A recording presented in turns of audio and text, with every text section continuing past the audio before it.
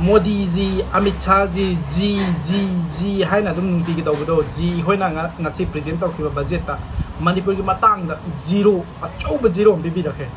internal displaced people singi rehabilitation tawna ban natrana phat ki hoigera amagi hoigera Manipur ki matang da package pi bagi wafam am phoba pambi rakre masi ji khoina akhoi Manipur ase apik pe state ni haiduna kaisu leitana khanmani haibida haiman bu thoi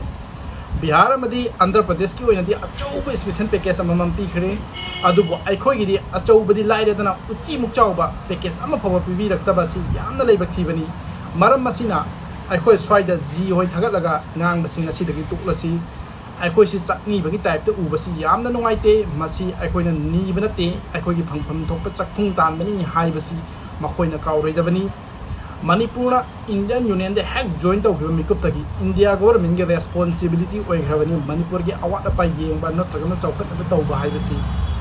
Delhi na Manipur book step motherly treatment BBC Toklasee Kudakta I call you Sing Nasu I call you Chaktung Tan but the Kiti Kirup Tauri Dabani Delhi the knee but you Hibanati I call you Saruk Low Chatlu Hibani Ni Baka Chaktung Tan Baga Anishi Ketnabasi Kangiyu Video si yam sanghanin deng maramasina matang selo sinjarage thank you see you in the next video